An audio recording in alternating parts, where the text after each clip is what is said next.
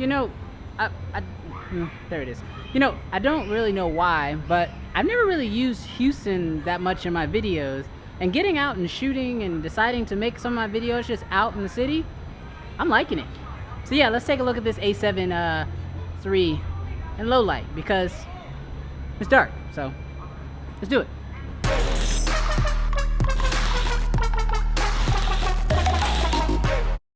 What's good, creative fam? Brandon Washington here, and right now I'm out on the streets of Houston. It's dark out here, testing out the low light shooting. Now, I will say that when it comes to low light in cameras, typically I don't really care that much because for most of my professional production shoots, I don't really need low light because I definitely believe in investing heavily in some strong, good lighting. So I use a lot of aperture lights and things like that. But when it comes to these cameras for run and gun shooting, low light's important. And recently I've gotten a chance to test this thing in two different scenarios. One being a concert, and the second, well, Houston's got this amazing light display going on here. Happens at night. Tonight actually happens to be the last night. So I'm gonna go shoot it and we'll see what this camera can really do.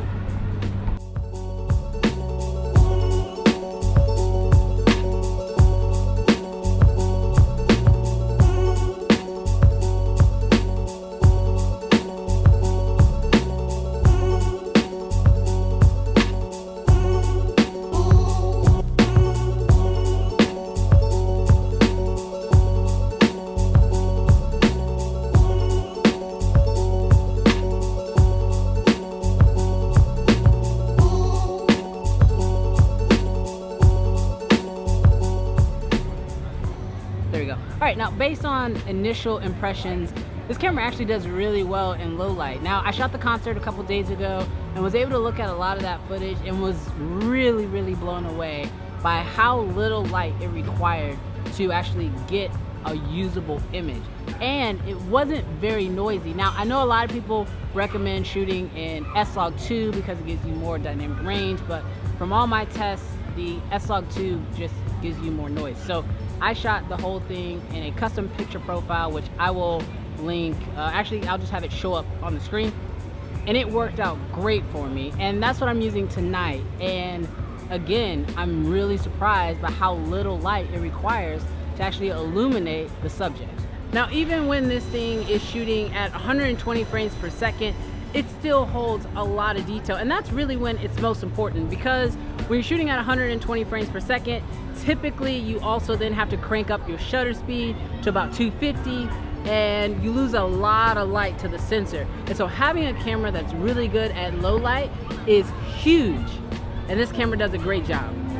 Now, in order to get the best low light, you know, shooting out of this camera, I found that you have to shoot it at 4K and shoot it at 100 megabytes per second. With that additional information, it gives you the detail that you need. Also, when you're shooting in 4K, you can only shoot at 24 frames per second, which then also allows you to keep your shutter down to about 1/50th. This allows a lot more light to get into the sensor.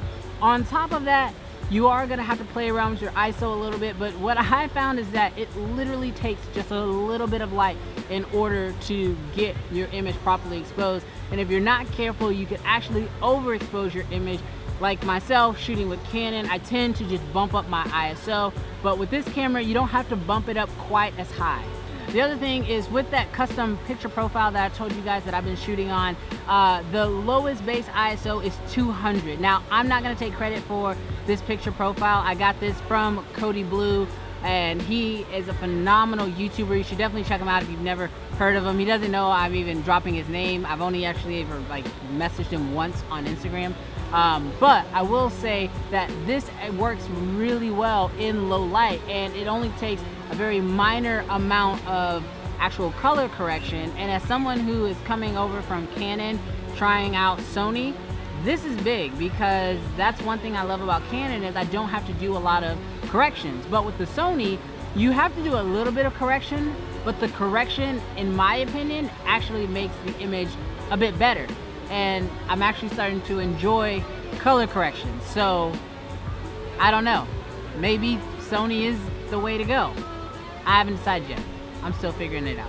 I know this scene might be a little noisy, But I did want to show you guys that I have not changed my settings from my last shot, but as you can see, just giving this camera a little bit of light makes a big difference.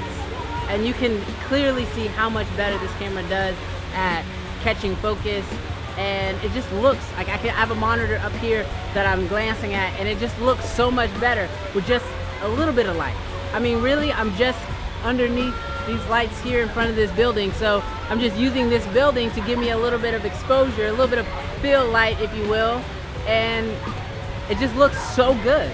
Now, when it came to photography, this camera obviously held up perfectly fine. Just like most cameras today, low light for photography isn't really a big issue, but just to show you guys what a little bit of light can do, in that same area around that fountain, on one side is a building that has a lot of light coming out. On the other side, there's absolutely no light coming. And I took some photos of this couple I met, and on one side you can see it's completely shadowed, pretty much unusable, but just moving them to the other side, giving them just a little bit of light, made a big difference overall in their photos. I guess to wrap this whole video up, to say that this is a good low light camera would be an understatement. This is a phenomenal low light camera, which just continues to add to the things that this camera can do. It is a phenomenal, photography camera. It is a phenomenal video camera, and as I've been discovering, it's great at low light and really allows you to kind of take it anywhere and shoot at any time in almost any condition. And that's really unique to find in a camera, especially a camera that's at $2,000. Now, yes, it does have a couple shortcomings, especially with autofocus, and that has probably been my biggest issue with this camera, and one of the drawbacks I have with buying this camera, because obviously if you do want the autofocus to work at its best, you have to pair it with a Sony glass, primarily a G Master glass, which, as you guys probably already know, those are expensive glasses. So to make this thing truly work, it's not just a $2,000 buy. You're probably looking at about $4,000 in once you buy your G Master glass. But for this type of quality and something this small, something that you can easily take with you, go out, shoot in the city, you really can't go wrong with this camera. And no, I have not shot with the Canon EOS R, but it's hard for me to believe that it could top this. But we'll have to wait till I get my hands on it and test it out, which I will for sure. But I guess that's all I have to say about this video. If you like this video, definitely give it a big thumbs up. Also, hit that subscribe button if you haven't already, because this channel is all about filmmaking gear, tips, and tutorials. And don't forget to hit the little bell, because as a lot of you guys know, YouTube doesn't always tell you when my new videos come out, so you're gonna want to hit that bell so you're notified as soon as a new video comes out. But thank you guys so much for checking out this video, and I'll catch you guys in the next one. Peace.